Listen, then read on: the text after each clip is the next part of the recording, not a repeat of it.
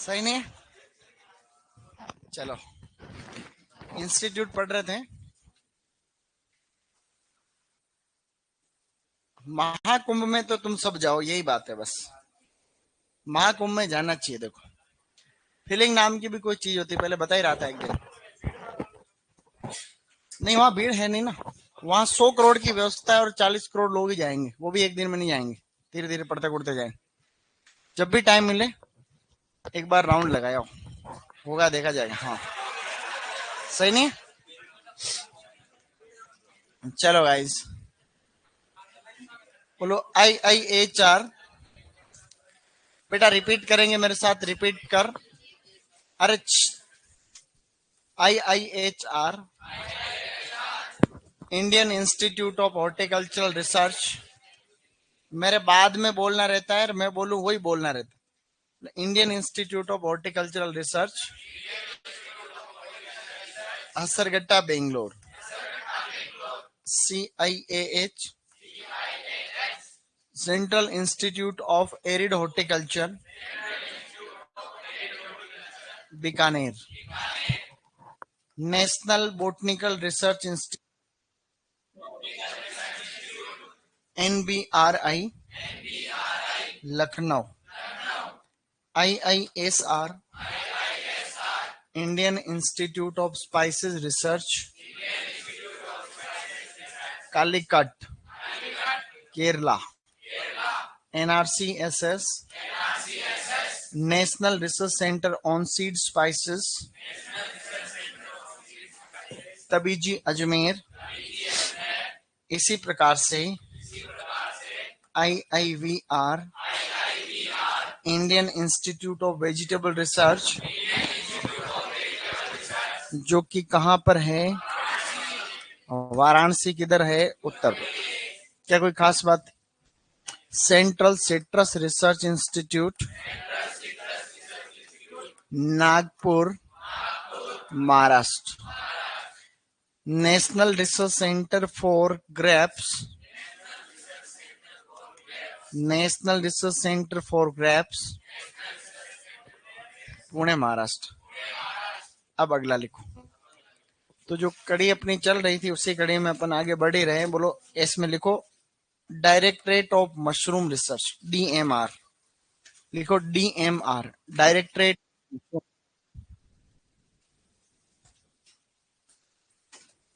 ठीक है, directorate of mushroom research लिख पाओगे?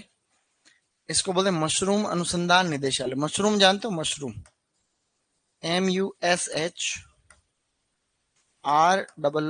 मशरूम यानी कुकुरमुत्ता, सांप की छतरी वाला संस्थान। ठीक है, तो लिखो मशरूम रिसर्च यानी मशरूम अनुसंधान निदेशालय, Solan, Himachal Pradesh. Solan, Himachal Pradesh. Solan, Himachal Pradesh. Mushroom, directorate of mushroom research यानी कि मशरूम अनुसंधान निदेशालय, कुकुरमुत्ता अनुसंधान निदेशालय। मशरूम को बोलते हैं खुम्बी। क्या बोलते हैं? खुम्बी। Okay guys, good. सो अब हम आगे बढ़ने जा रहे हैं। ये काफी इंस्टीट्यूट हमने पढ़ लिया, और भी पढ़ते पढ़ते हम पढ़ते रहेंगे। सोलन हिमाचल प्रदेश में बेटा, सोलन है हिमाचल प्रदेश।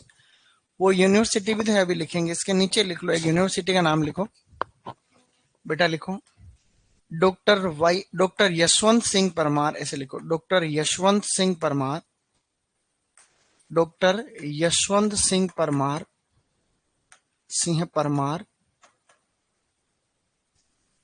उद्यानिकी एवं वानिकी विश्वविद्यालय, उद्यानिकी एवं वानिकी विश्वविद्यालय।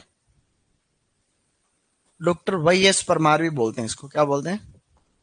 डॉक्टर यशवंत सिंह परमार, उद्यानिकी एवं वानिकी विश्वविद्यालय, doctor YS Parmar, university of horticulture and forestry. ये देश की एकमात्र फेमस यूनिवर्सिटी हॉर्टिकल्चर वाली, जो है नोनी में। किधर है? Nauni, Solan, Himachal Pradesh. Nauni, Solan, Himachal Pradesh. Nauni Solan Himachal Pradesh. Okay guys, good. Sir ये बोर्ड जो है ब्लर हो जाता है बार बार। वो तो क्या है कि मैं मेरे को क्या इधर उधर हिलना ही रहता है, और उसके चक्कर में ये बोर्ड कोई भी बार ब्लर होता है, तो उससे क्या दिक्कत, चलता है ना, सही नहीं। नोनी सोलन हिम बोलो। Doctor Y S Parmar, university of horticulture and forestry. वापस, डॉक्टर वाई एस परमार उद्यानिकी एवं वानिकी विश्वविद्यालय। ठीक है, ये आता रहता है एग्जाम में, पहले भी आया हुआ है। अब हम आगे बढ़ते जा रहे हैं। आगे बढ़ते हुए हम चर्चा करने वाले हैं अगले इंस्टीट्यूट। ये ब्लर होता है बार बार, कोई बात नहीं, अब नहीं होगा बेटा, सही कर दिया, देख लो सर ने। हमारे इधर एक्सपर्ट तैयार रहते हैं, शिकायत आते ही सही कर देते हैं उसको। अगला अब लिखो आप लोग इंस्टीट्यूट, एक लाइन यूं घुमा के अब नीचे लिखो, ऐसे लाइन खींच आर पार। ठीक है, हाँ लिखो, central Institute of post harvest engineering and technology. मैं लिखूंगा, उसी को देख के लिखेंगे। लिखो सेंट्रल इंस्टीट्यूट ऑफ, अंग्रेजी में लिखना है इसको, central Institute of post harvest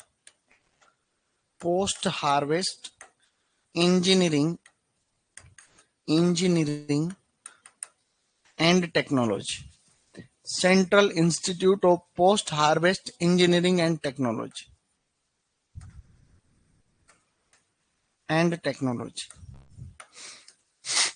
central Institute of post harvest engineering and technology, यानी कि केंद्रीय तुड़ाई उपरांत अभियांत्रिकी एवं प्रौद्योगिकी संस्थान। ऐसे ही मेरे हिसाब से लिख रहा हूँ, अंग्रेजी लिखनी से। ये है लुधियाना में। कहां पर है गाइस, और बताओ लुधियाना किधर। लुधियाना बहुत अच्छी जगह है, मतलब एग्रीकल्चर के मामले में बहुत डेवलप्ड है। पंजाब पूरा ही है, उसमें लुधियाना भी एक। वहां जाने के बाद यूं विदेश वाली फीलिंग आती है। पंजाब हरियाणा में जाते हैं तो अच्छा लगता है, खेती बहुत विकसित है वहां। कोई गया पंजाब? पंजाब कौन कौन गया भैया?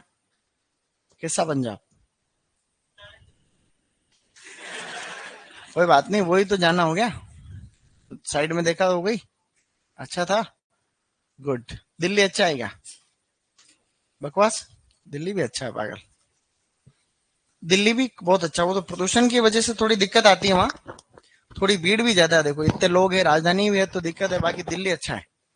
दिल्ली के अंदर जाते हैं ना तो दिल्ली अच्छा है, राजघाट है शानदार एकदम, महात्मा गांधी जी की समाधि बनी हुई है, ओवरऑल अच्छा है दिल्ली। लेकिन वो भी सर्दियों में क्या प्रदूषण से चक्कर पड़ता था, सही नहीं। बाकी दिल्ली का लेवल पूरे देश में फर्स्ट नंबर ही है। राजधानी है, जैसे जयपुर अपने यहाँ किंग है ना, वैसे दिल्ली किंग ही है। तो दिल्ली अपने को दूर में प्रदूषण ज्यादा फीलिंग आती है, लेकिन दिल्ली है बहुत शानदार। अगला लिखो इंस्टीट्यूट, CFTRI। IRI में जाओ, नई दिल्ली में तो बहुत अच्छा है। CFTRI लिखो, CFTRI,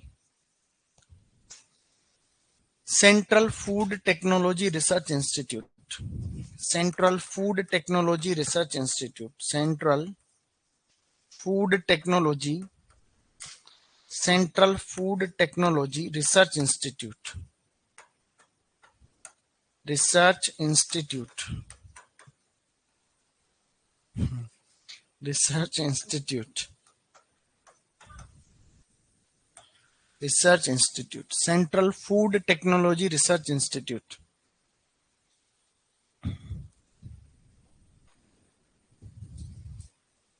ओके बेटा, ये बताओ कहां पर है?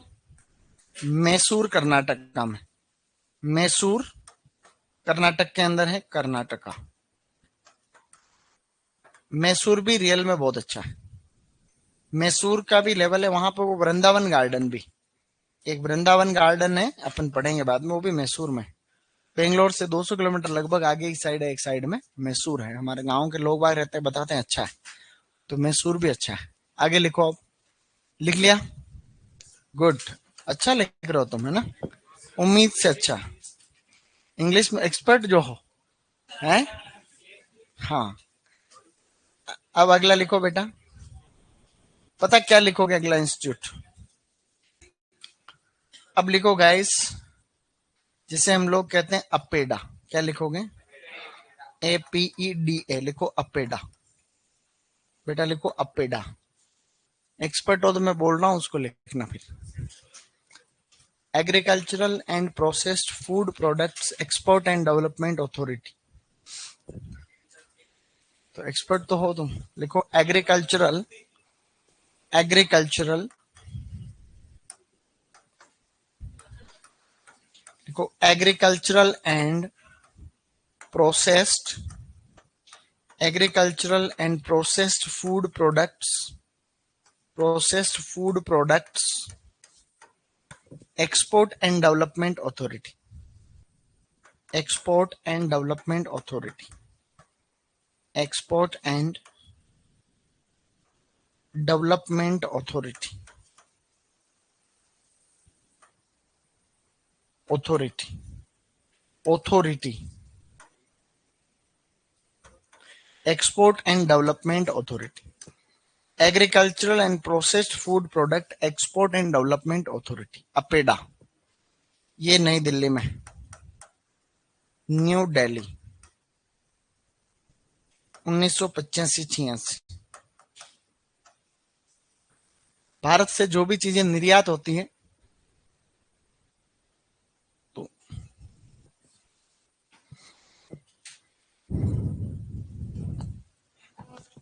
ये चीजें जो निर्यात होती है हिंदुस्तान से, जो भी निर्यात होता है उसको यही कंट्रोल करता है, अपेडा। प्रश्न कभी भी आ जाए कि जो निर्यात होता है ना भारत से, जो भी चीजें बाहर के देशों को बेचते हैं, एक्सपोर्ट करना उसको कहते हैं, तो वो एक्सपोर्ट को रेगुलेट कौन करता है? तो अपेडा करता है, ठीक है ना।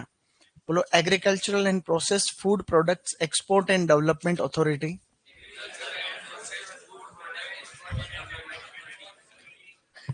Agricultural and processed food products export and development authority.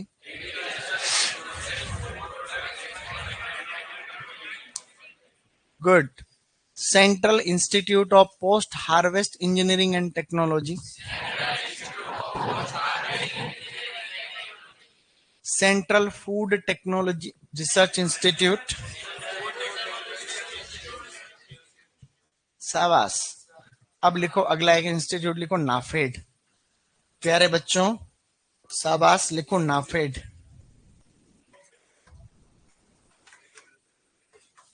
बेटा लिखो नाफेड, नेशनल, नाफेड में लिखो नेशनल, नेशनल एग्रीकल्चरल या agriculture, national agriculture, agriculture cooperative, cooperative marketing, cooperative marketing federation of India, federation of India, national agriculture cooperative marketing federation of India, NAFED. इसका भी मुख्यालय नई Delhi, new Delhi. Delhi में यही तो है, ऑफिस ही ज्यादा है वहां।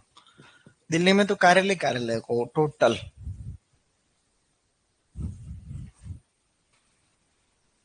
दिल्ली में जितने लोग रहते हैं ना, उतने तो रोज महाकुंभ में आके जा रहे हैं। दिल्ली की जनसंख्या लगभग कितनी, 2.5 करोड़, और 2.5 करोड़ 2 करोड़ लोग तो रोज महाकुंभ में आके जा रहे हैं। देख लो कितना बड़ा मैनेजमेंट एक जगह पे आके जा रहे हैं, सही नहीं?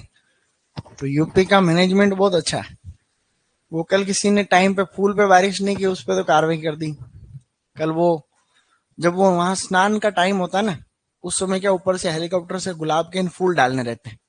सरकार ने व्यवस्था की कि जैसे डुबकी लगाने का टाइम होगा, तो वो फिक्स टाइम पे उस समय फूलों की बारिश होनी चाहिए, ऊपर से वर्षा होनी चाहिए, फूलों की वर्षा। तो हेलीकॉप्टर लेट हो गया, तो जो सीईओ थे ना, सीईओ उस कंपनी के, हेलीकॉप्टर वाले को जिसको ठेका दे रखा था, उन पे एफआईआर कर दी योगी सरकार। सही नहीं? कि चूक कैसे हो सकती? जब आपको पैसे दे रखे हैं, पहले बोल रखा है फिर टाइम पे कैसे गड़बड़ होगी, सही नहीं।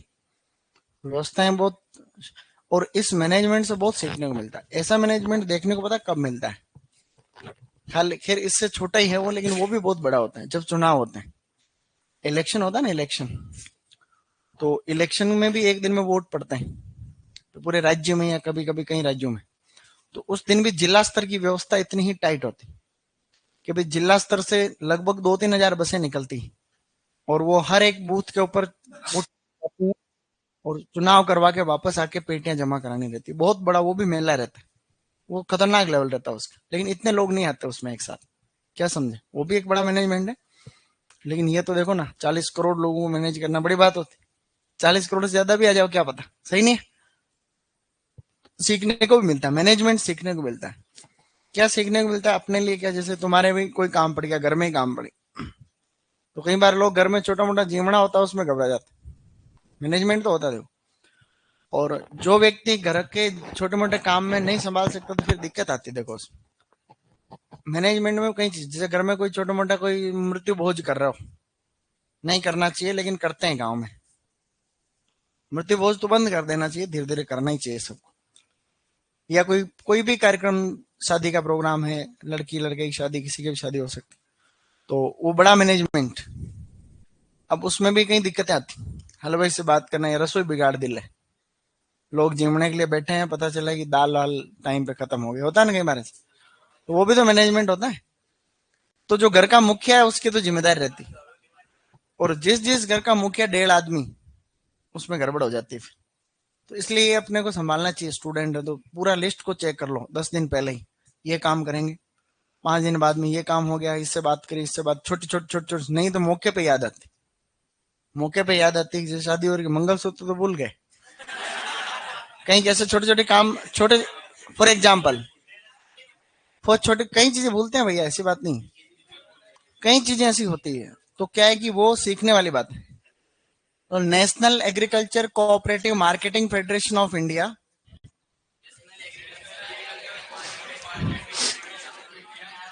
अब सुनो एक क्वेश्चन बता रहा हूं मैं तुम्हें, ठीक है। जो एमएसपी का नाम आप बार बार सुनते हो, MSP, minimum support price, MSP के ऊपर सरकार जो है किसानों से उनका उत्पाद खरीदती, नाफेड खरीदता, कौन खरीदता है। तो कभी कभी जैसे इंटरव्यू में पूछ लेते हैं, पता ही नहीं रहता लोगों को कि चलो एमएसपी एमएसपी कर रही है सरकार, लेकिन एमएसपी को खरीदेगा कौन। तो जैसे नाफेड एक प्रिक्योरमेंट एजेंसीज होती, नाफेड है, इसके अलावा फूड कॉर्पोरेशन ऑफ इंडिया है, कॉटन कॉर्पोरेशन ऑफ इंडिया। तो जो एमएसपी होता है उस पर खरीदने का काम, राजस्थान में वो ये राजफेड के नाम से, उत्तर प्रदेश में यूपी फेड के नाम से, इसी की संस्थाएं। तो नेशनल जैसे ये food corporation of India, cotton corporation of India, ये खरीदने का काम करते हैं। अब एक्चुअली एमएसपी के बारे में आप लोग वैसे भी पढ़ते ही हो, तो जो एमएसपी है इसको हम कहते हैं मिनिमम सपोर्ट प्राइस। क्या कहते हैं गाइस, बोलो, minimum support price. Minimum support price actually क्या होती है आप लोग जानते होंगे, इसको कहते हैं न्यूनतम समर्थन मूल्य। क्या कहते हैं गाइस। तो बार बार ये, पहले तो मैं ये पढ़ाता था टॉपिक, अब बंद कर दिया मैंने, मैंने सोचा जनरल एग्रीकल्चर में पढ़ते होंगे एग्रोनॉमी में, न्यूनतम समर्थन मूल्य। अब न्यूनतम समर्थन मूल्य क्या होता है एक्चुअली, न्यूनतम समर्थन मूल्य एक रेट लिखा हुआ देखो, मूल्य। तो ये क्या करती है सरकार, भारत सरकार, कौन सी सरकार, भारत सरकार किसानों को पहले ये आश्वस्त कर देती है बुआई से पूर्व। कब करती है, बुआई से पहले ही किसानों को एक रेट जारी करके ये बता देती है कि हम आपके उत्पाद को खरीद लेंगे। तो साल में 2 बार, एक तो रबी सीजन, जैसे अभी रबी की रेट आई है, अब थोड़े दिन बाद में खरीफ की आ जाएगी, बुआई से पहले ये रेट आती। तो रबी और खरीफ साल में 2 बार, लगभग 23 फसलें ऐसी हैं जिनकी एमएसपी भारत सरकार के द्वारा जारी की जाती। ये एक ऐसी रेट होती है जिसके ऊपर किसान से सरकार उसका उत्पाद खरीद लेती, गेहूं है, जो है, जो भी 23 फसलें हैं उसके अंदर शामिल। ये हमेशा घोषणा कब की जाती है, बुआई से पूर्व। ये घोषणा करने का काम तो सरकार का है, किसका है, शॉर्टकट में बता रहा हूं, घोषणा इसकी सरकार करती है, जबकि सरकार को इसकी सिफारिश जो की जाती है वो कौन करता है, सीएसीपी। कौन करेगा गाइस, सीएसीपी एक संस्थान है, ये भी दिल्ली में है, इसको बोलते हैं commission for agricultural cost and prices. क्या बोलते हैं guys? Agricultural cost and prices, कृषि लागत एवं मूल्य आयोग, क्या कहते हैं इसको? तो ये कृषि लागत एवं मूल्य आयोग अभी लिख लेंगे थोड़ी देर में। कृषि लागत और मूल्य आयोग क्या है? ये भारत सरकार ने बना रखा है एक ऑटोनोमस बॉडी। ये पूरे हिंदुस्तान में रिसर्च करता है। क्या करता है? किस चीज की रिसर्च होती है कि मानसून कैसा रहा था पिछली बार, इस बार क्या पूर्वानुमान है, क्या मौसम रहने के चांस, धान हमारे पास पिछले कितने बार जो पैदा हुआ था उसमें से कितना अपने पास स्टॉक में बचा हुआ है, हम निर्यात कितना कर रहे हैं, आयात क्या कर रहे हैं, मतलब छोटी मोटी जो मार्केट में क्या डिमांड है, कितनी सप्लाई हो रही, छोटी मोटी सब चीजों पे रिसर्च करने का काम। इसका एक कार्यालय जयपुर में भी है, मेन ऑफिस दिल्ली में।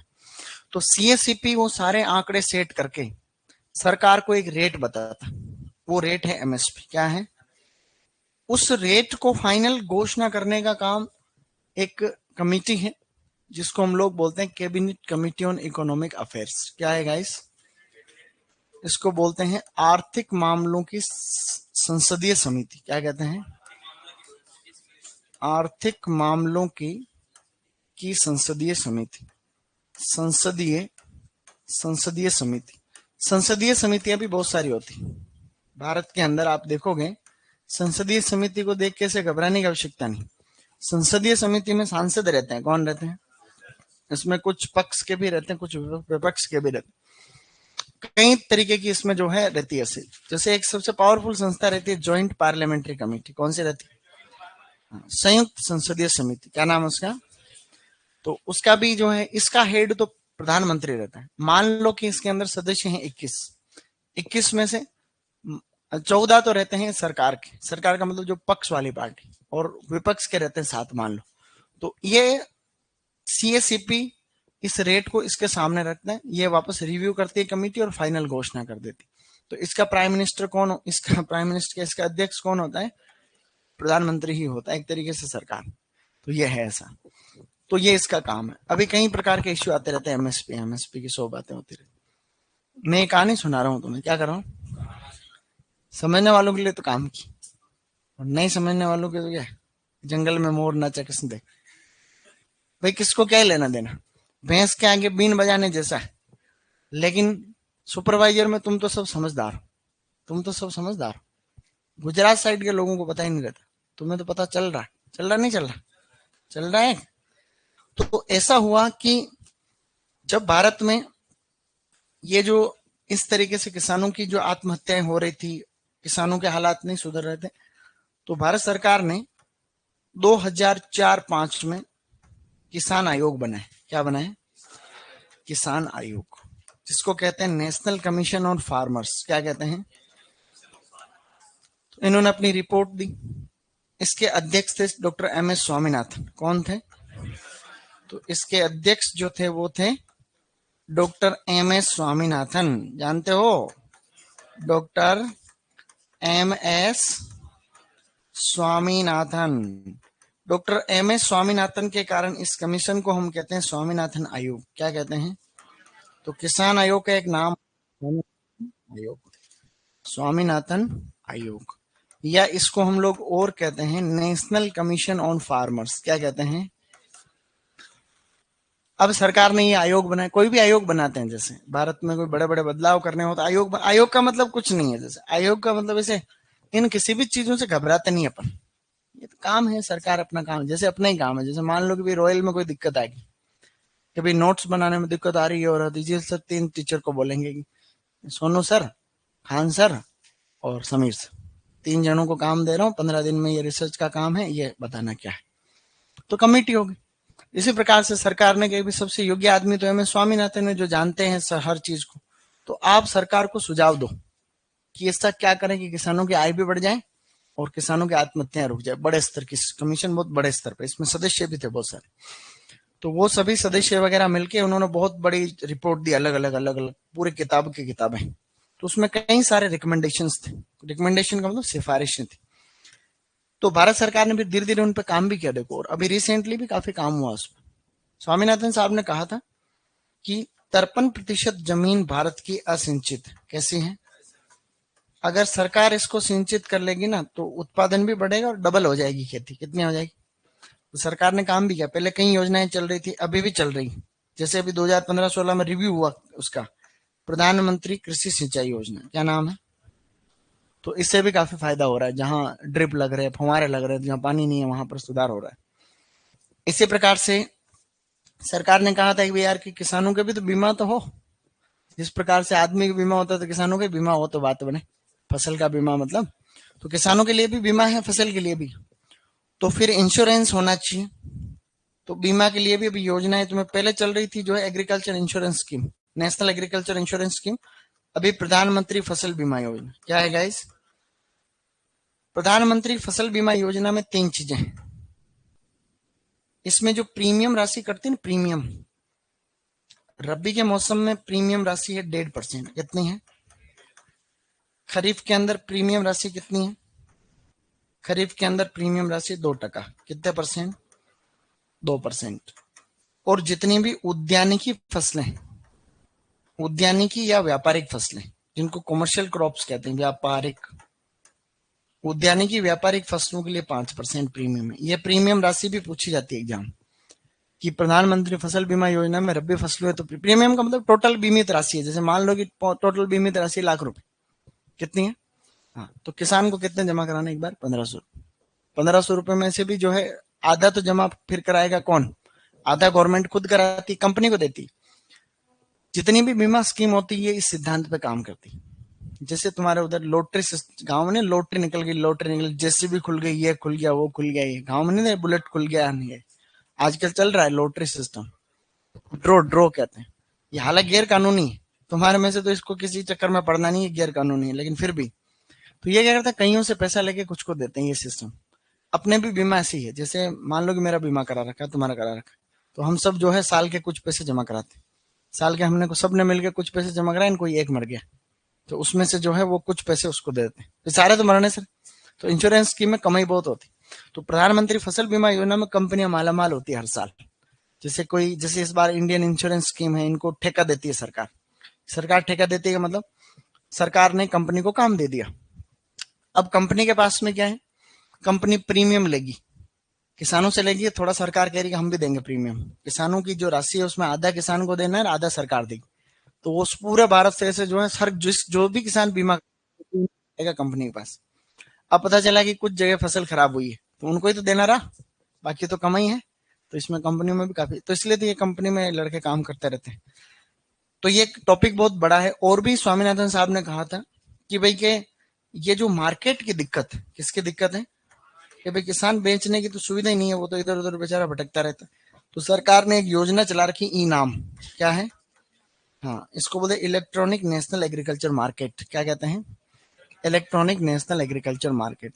इसी प्रकार से हम बात करें अगर एमएसपी की, अब हम किसकी बात कर रहे हैं, सरकार ने कहा एमएसपी तो दो, इनको लूट लिया, किसानों को लूट लिया, लूट लिया, सरकार ने किसानों को लूट लिया, बेचारे बहुत हालत खराब हो रही है उनके, कुछ तो करो। किसानों की हालत वास्तव में खराब है देखो। तो सभी से रिक्वेस्ट तो यही रहती है, देखो किसानों के लिए कुछ हम हेल्प करें तो उसमें कोई बड़ी बात नहीं। तो तुम भी कल नौकरी लग जाओगे, कुछ कर जाओगे, तो प्रत्यक्ष और अप्रत्यक्ष रूप से किसान की मदद करने की कोशिश करनी चाहिए। जैसे मैं जब सुपरवाइजर था, हमने बड़ी मदद करी किसानों की। तो मैं जब नया सुपरवाइजर बना था ना, पहले डबल तब बना 20 में, उससे पहले थोड़े दिन सुपरवाइजर था मैं। तो मेरे गाँव के वही हमारे समाज के थे सब, समाज से अलग फर्क नहीं पड़ता, लेकिन बात बता रहा हूँ। तो अब क्या हुआ कि वेरिफिकेशन होता है, तो वेरिफिकेशन में नए सुपरवाइजर जानते तो कुछ है नहीं, सही बात है। एक दो सुपरवाइजर ऐसे होते हैं, कुछ कुछ 100 में से एक दो, जो थोड़ा बहुत नॉलेज रहता है कि कैसे मामले को सेट करे, बाकी पता ही नहीं रहता है इनको। लड़कियां क्या रोने लग जाती, कोई किसान ने थोड़ा कुछ बोल दिया तो वह किसान के सामने रोने लग जाती। और मैडम मैं तो सुबह से इंतजार कर रहा हूँ ना, आप मेरे को वेट करवा रहे हो ना, आप ऐसे ना, वो रोने लगे। अरे थोड़ा थोड़ा स्ट्रांग बनो, क्या लड़का हो चाहे लड़की हो, स्ट्रांग बनो, नहीं तो गांव के लोग पकड़े कूटेंगे तुम्हें किसान, ये सही है। तो ऐसे क्या है कि फिर जैसे किसानों की, जैसे कोई पाइपलाइन पे छूट दिलानी है, कोई मशीन पे छूट दिलानी है, छोटी मोटी कमियां रहती है। देखो सबसे बड़ी बात क्या है कि किसान ने साधन खरीद तो रखे, भाई आपको भेजा है कि भाई एकदम सही होना चाहिए, कंपनी से लेना चाहिए, वो लेना चाहिए, ऐसा कई कानून रहते हैं उसमें। अगर तुम सब उन कानूनों के चक्कर में पड़ोगे तो किसान को तो सब्सिडी मिलनी नहीं। तो तुमको तुम्हारे स्तर पर एडजस्ट करना है। कि कोई छोटी मोटी कमी है तो उसको इग्नोर करो और सरकार से किसान को पैसा दिलाओ जैसे तैसे। अगर तुम्हें लगता है कि वो किसान ओरिजिनल है, तुम्हें लगता है किसान ही टोपीबाजी है, तो आज थ्रेसर यहाँ खड़ा किया, कल रंग करके किसी दूसरे का खड़ा कर देगा। किसान भी बहुत कलाकार हो, तो आज यहाँ कलर करके दूसरा कलर कर दिया और नाम कंपनी का चिपका दिया ये, और 1 महीने बाद पता है वही थ्रेसर उसके किसी बेजी का वहां पड़ा हो, तो तुमने वहां पे वेरिफिकेशन किया, वहीं किया, 2 बार सब्सिडी उठा ली। नए सुपरवाइजर को पता क्या ही रहता, नहीं रहता पता, सही कह रहा हूं। तो एक्सपर्ट बनना चाहिए, कैसा बनना चाहिए, ऐसे कई बातें अब इधर। तो एमएसपी में क्या था, एम एस स्वामीनाथन ने 3 तरीके की रेट बताई। रेट कौन सी, एमएसपी कितनी होनी चाहिए, एमएसपी कितनी होनी चाहिए। एक कॉस्ट उन्होंने बताई थी जिसको हम लोग बोलते हैं A2 प्राइस, क्या बताई थी। एक उन्होंने बताई थी A2 प्लस FL प्राइस, क्या बताई थी। एक बताई थी C2। 3 प्रकार की कॉस्ट बताई। ये कॉस्ट कौन सी है, किसान की टोटल खेती में जो खर्चा आता है वो कॉस्ट की बात हो रही। A2 का मतलब किसान के बीज लगता है, खाद लगता है, और उसके जो है ये ईंधन वगैरह इनका जो पैसा लगता है, उन सब के पैसे को जोड़े तो कितना खर्चा आया। जैसे 1 हेक्टर में कोई फसल उगाई, तो उस 1 हेक्टर खेत के अंदर किसान के बीज का कितना पैसा लगा, खाद का कितना, उर्वरक का कितना पैसा लगा, ईंधन वगैरह कोई काम में ले, उन सब प्राइमरी कॉस्ट। तो ये कितना पैसा लगा उसको क्या बोलते हैं, A2 कॉस्ट। उन्होंने एक कॉस्ट और दी, A2 प्लस FL। वो जो खर्चा है जो था अभी मैंने गिना है जो, उसके अलावा फार्मर लेबर, कि घर का किसान जो खेत पे काम कर रहा है उसकी भी तो मजदूरी जुड़ती है, तो उसकी मजदूरी जोड़ो उसमें, तब जाकर के वो टोटल खर्चा किसान का कितना लगा उसका पता चलेगा। C2 कॉस्ट का मतलब ये सारी है, ये A2 प्लस FL तो है ही, प्लस किसान ने कहीं से लोन ले रखा उसका ब्याज, प्लस उसकी जमीन का किराया थोड़ा बहुत जो भी, वो भी उसमें जोड़ो। ये होती है C2 कॉस्ट। क्या होती है, इसको कहते हैं टोटल कॉस्ट ऑफ कल्टीवेशन। किसान का 1 हेक्टर में इतना रुपया लग रहा है। मान लो कि किसान का खर्चा लगा 100 रुपया, कितना लगा 100। अब स्वामीनाथन ने क्या बढ़िया बात की कि भाई किसान का अगर 100 रुपया लग रहा है तो सरकार एमएसपी में उसको कम से कम 150 रुपया दो, कितना दो। तो उन्होंने कहा कि C2 प्राइस का 50% आप उसको प्रॉफिट दो। गलत थोड़ी कहा भाई, उन्होंने कहा कि भाई आप, किसान ने मना कि 100 रुपया लग गया, एमएसपी भी 100 ही रुपया है, तो किसान तो फायदा कहां से। तो टोटल कॉस्ट को जोड़ो, 100 रुपया आया तो बेचने जाए तो 150 रुपया मिलना चाहिए। लेकिन अभी भी आज की तारीख में भी ये है, अभी एमएसपी बढ़ी जरूर है, लेकिन एमएसपी अभी किस पे मिल रही, इसी कॉस्ट पे। वो इस कॉस्ट को ही सही मान रहे हैं सरकार वाले। अभी धीरे धीरे बढ़ेंगे जैसे जैसे आर्थिक स्थिति सुधर रही। तो एमएसपी ऐसी रेट होती है जिसके ऊपर सरकार खरीदती। अब तुम्हें लिखना क्या है इसमें से, मैं कह रहा हूं जो लिखो, लिखो न्यूनतम समर्थन मूल्य, एमएसपी। एमएसपी में 4 पॉइंट लिख रहे हैं। एमएसपी में इस तरीके से 4 पॉइंट, पहला लिखो, इसका नाम तो हो गया न्यूनतम समर्थन मूल्य। न्यूनतम समर्थन मूल्य, फिर लिखो बुआई से, घोषणा कब होती है, बुआई से पूर्व, और घोषणा कौन करता है, सरकार करती है। सिफारिश, प्रश्न सिफारिश वाला ज्यादा आता, इसका फुल फॉर्म लिखाऊंगा CSCP का। कितनी फसलों की एमएसपी होती है, तो लगभग 23 फसलें टोटल।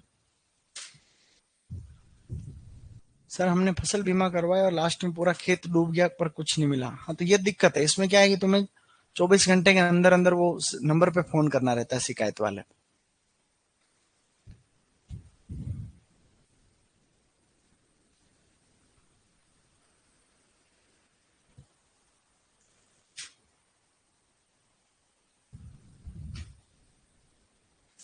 सर किसान फसल का मूल्य खुद तय क्यों नहीं कर सकता, करो ना, मना कौन कर। किसान कर सकता है लेकिन खरीदे तो सही कोई। किसान तो अपने गेहूं को बोलते 500 रुपए किलो बेचूंगा। अब वो तो क्या, एक माहौल पैदा करना पड़ता है, वो सरकार ही कर सकती। बड़े स्तर पे बदलाव होता है ना, सरकार ही कर सकती। लिख लिया न्यूनतम समर्थन मूल्य। घोषणा कब होती है, वही पूर्व। कितनी फसलों की होती है, लगभग 23। घोषणा कौन करती है, सरकार, और सिफारिश करता है CSCP। अब CSCP का पूरा नाम लिखो, कृषि लागत एवं मूल्य आयोग, CSCP, commission for agricultural cost and prices. फटाफट लिखेंगे, फटाफट लिखो, commission for agricultural cost and prices, कृषि लागत एवं मूल्य आयोग। CSCP का काम है सिफारिश करना। MSP की सिफारिश कौन करता है, प्रश्न आएगा तुम्हारे सुपरवाइजर 2026। कृषि लागत एवं मूल्य आयोग।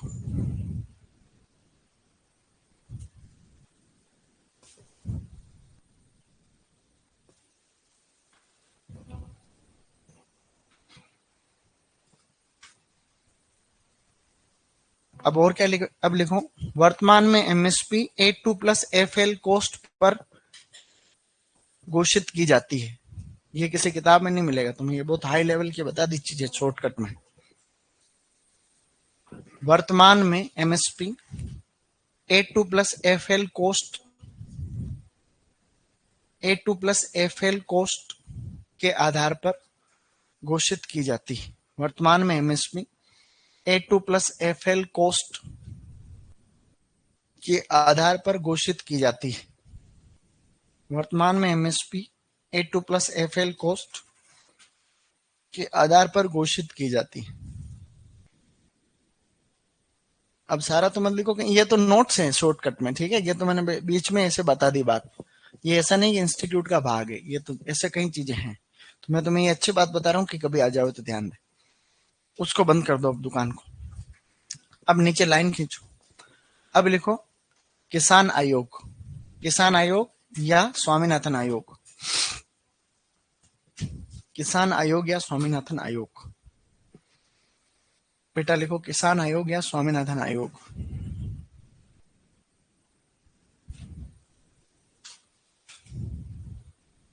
किसान आयोग या स्वामीनाथन। आगे लिखो 2004-5 या 2004-6। 2004-6 में अपनी रिपोर्ट पेश की तो 2004-6, 2004 में बनाया था, 6 में रिपोर्ट दी, 2004 से। सर पिछली बार एग्रोनॉमी वाले सर ने चॉइस बताई थी, तो कोष्टक में चॉइस कर दो। उसका कारण है, देखो उसमें होते खोपरा नहीं होता, खोपरा दो तरीके का होता है, मिलिंग कोपरा होता है, ऐसे दो खोपरा होते हैं, इसलिए चॉइस। बाकी एक्चुअली 23, जैसे कोकोनट को कोकोनट मान दो मान लें उसको, तो फिर कितनी हो जाती चॉइस। तो ऐसा। इसके अध्यक्ष लिखो एम एस स्वामीनाथन, अध्यक्ष हैं एम एस स्वामीनाथन।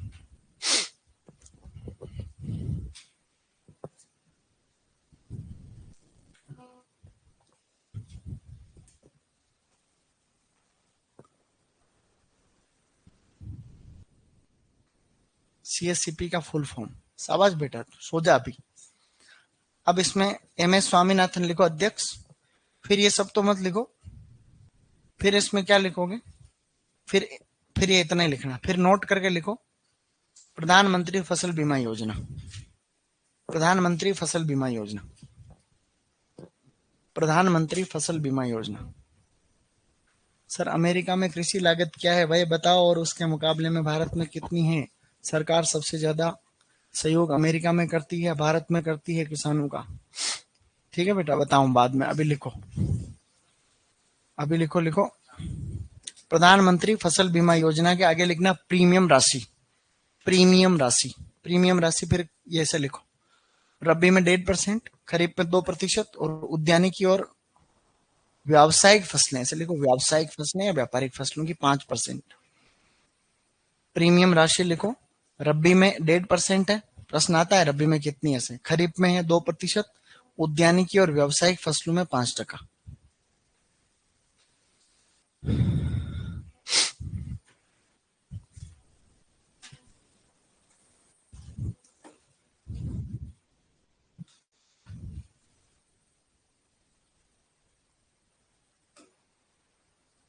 उद्यानिकी व व्यावसायिक फसलें, व्यावसायिक या व्यापारिक कॉमर्शियल क्रॉप्स,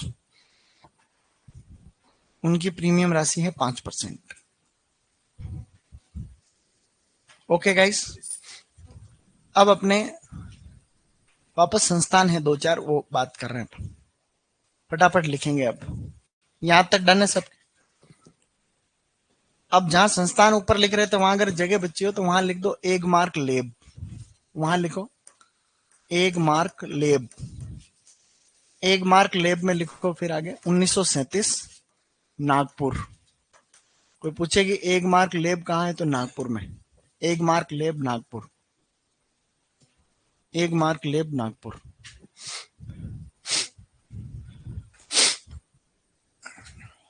एक मार्क लेब नागपुर, 1 मार्क की लैब कहाँ है कोई पूछे तो नागपुर में 1937 में हुई स्थापना। अब आप लोगों को अलग से एक टॉपिक लिखना है नीचे, उत्कृष्टता केंद्र।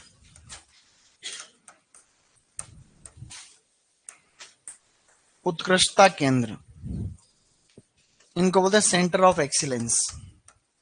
सेंटर ऑफ एक्सीलेंस ये खाली राजस्थान में ही है, ये खाली राजस्थान में। इनको शॉर्टकट में बोलते हैं COE, centre of excellence.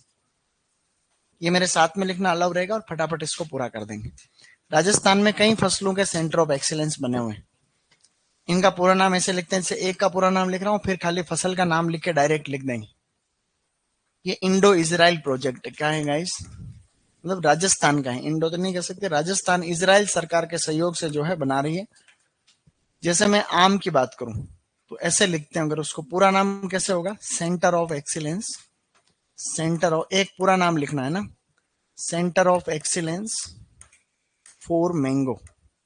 Centre of excellence for mango, इसको बोलते हैं आम उत्कृष्टता केंद्र। आम उत्कृष्टता केंद्र, ठीक है। यह है खेमरी के अंदर, खेमरी धौलपुर, खेमरी धौलपुर, शाबाश, खेमरी धौलपुर, तुरंत लिख लो खेमरी धौलपुर, खेमरी धौलपुर। CSCP की फुल फॉर्म बताई थी ना पांडे से एक बार, तो commission for agricultural cost and prices, commission for agricultural cost and prices. Okay, अब अपन सीधी फसल का नाम लिखेंगे, ऐसे लिखो, अमरूद उत्कृष्टता केंद्र, अमरूद उत्कृष्टता केंद्र देवड़ावास टोंक, अमरूद उत्कृष्टता केंद्र देवड़ावास टोंक, देवड़ावास टोंक। अनार उत्कृष्टता केंद्र डिंडोल बस्सी जयपुर। यहां से सुपरवाइजर में हर साल एक क्वेश्चन आ रहा है, डिंडोल बस्सी जयपुर,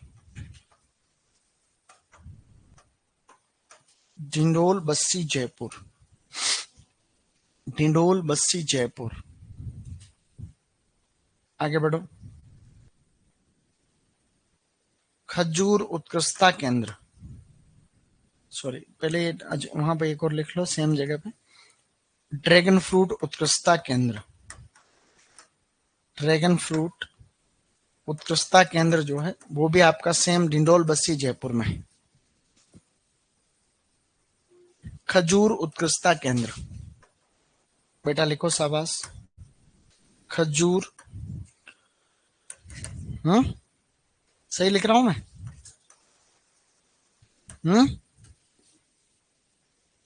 खजूर उत्कृष्टता केंद्र लिखो, सगरा भोज का जैसलमेर, सगरा भोज का जैसलमेर।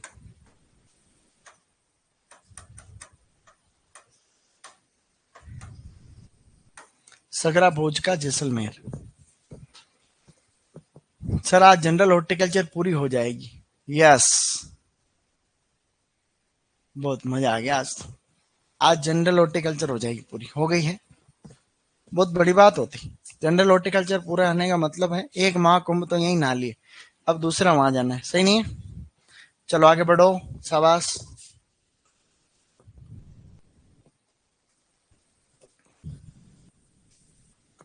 अगला इंस्टीट्यूट यहां लिखेंगे, सिट्रस, सिट्रस उत्कृष्टता केंद्र नानता फार्म कोटा, बेटा लिखो नानता फार्म कोटा। बात करने की क्या जरूरत पड़ी भाई, सिट्रस यानी नींबू वर्गीय फलों का नानता फार्म कोटा। अगला लिखो, संतरा उत्कृष्टता केंद्र जालरा पाटन झालावाड़, जालरा पाटन झालावाड़। अच्छा लिख रहे हो तुम लोग, फटाफट लिखो, जालरा पाटन झालावाड़।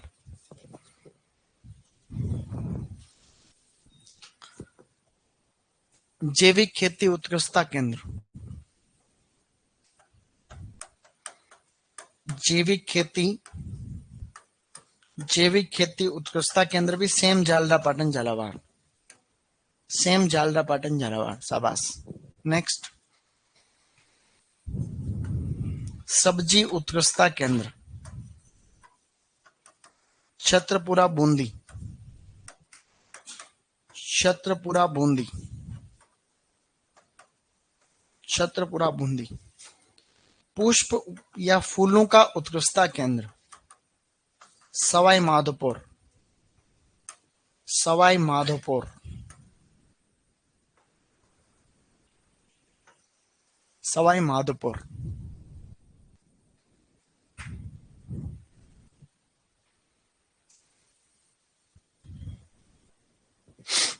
ओके गाइस, लिखते रहो, गुड गुड, लिखते जाओ, कंटिन्यू लिखते जाओ। अब आगे बढ़ रहे हैं, देखो 1 2 3 6 5 ही हो गए, 10 हुए अभी तो। चलो आगे बढ़ो। सीताफल उत्कृष्टता केंद्र चित्तौड़गढ़ में, सीताफल वाला है गाइस, चित्तौड़गढ़। मेरा फेवरेट अगर कोई जिला है ना, वो अभी तक चित्तौड़गढ़ है। मैं हूं तो भीलवाड़ा का हूं, भीलवाड़ा का हूं, लेकिन फिर भी चित्तौड़ फेवरेट। सबका अलग अलग है। चित्तौड़ का लेवल बहुत अप है।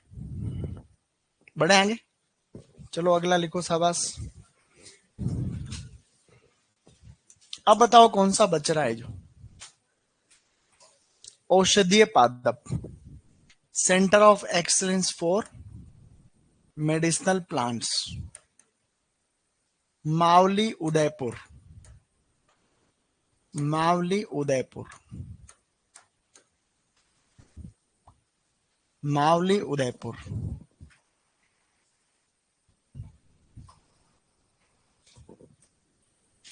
सर कोई होगी आपके चित्तौड़गढ़ में?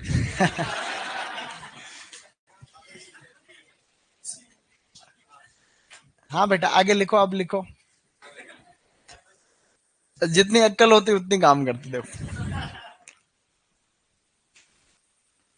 अब यहां पर 1 2 इंस्टीट्यूट और लिखने हैं। आ रहे हैं, देखो बजट घोषणा में 2 और बने, पहले वो लिखो, पहले इस टॉपिक को पूरा करो। नए खुले हैं, न्यू, ऐसे लिखना, न्यू, न्यू के अंदर लिखो।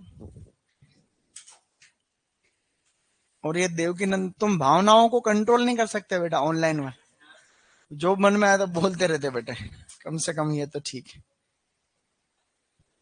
चित्तौड़गढ़ अच्छा है, एक्चुअली अच्छा है वो। चित्तौड़गढ़ के पीछे कारण है, देखो पहले 2 इंस्टीट्यूट और लिखो। न्यू में लिखो, न्यू, न्यू जो 2023-24 की बजट घोषणा में नए बने थे, पपीता वाला, पपीता वाला दोसा में, पपीता वाला दोसा। और एक लिखो अंजीर, अंजीर वाला नया खुला सिरोही में। ये दोनों नए खुले हैं, आप लोग ध्यान रखना इनका, कभी भी पढ़ते घुड़ते एग्जाम, इनमें से पहले इंपॉर्टेंट बताने दो। डन। पपीता वाला किधर खुला है, दोसा, और अंजीर वाला सिरोही। इनमें से सब याद करने वैसे तो। सुपरवाइजर में 3 बार अनार वाला ही आया है, 3 ही बार अनार का आया, 2015, 18, 21 और अभी वाली में अनार।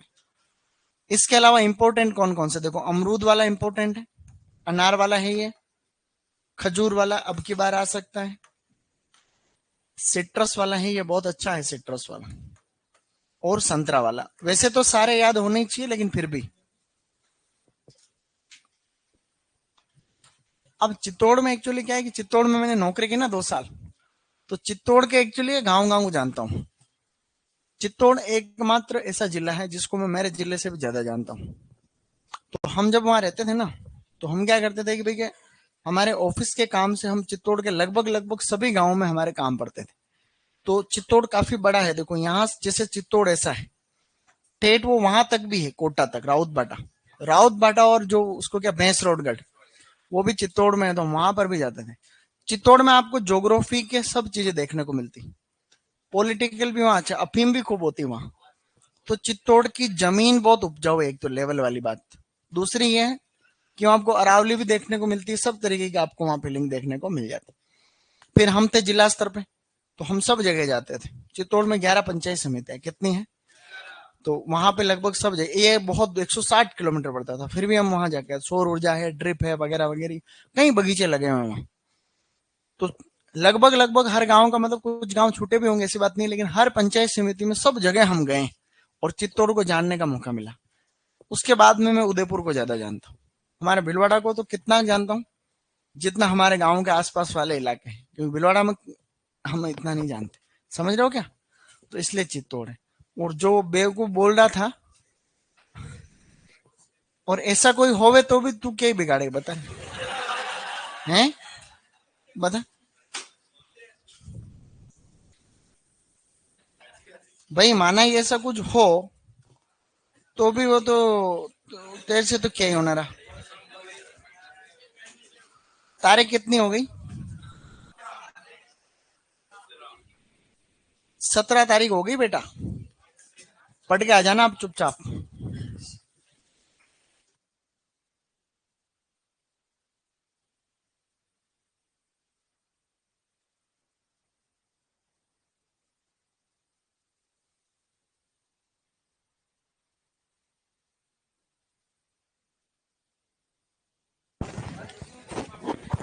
तू ज्यादा बोलेगा तो मैं तेरे को शराब दे दूं, और जो मैंने तेरे को पढ़ाया है वो तो एग्जाम के टाइम भूल जाएगा।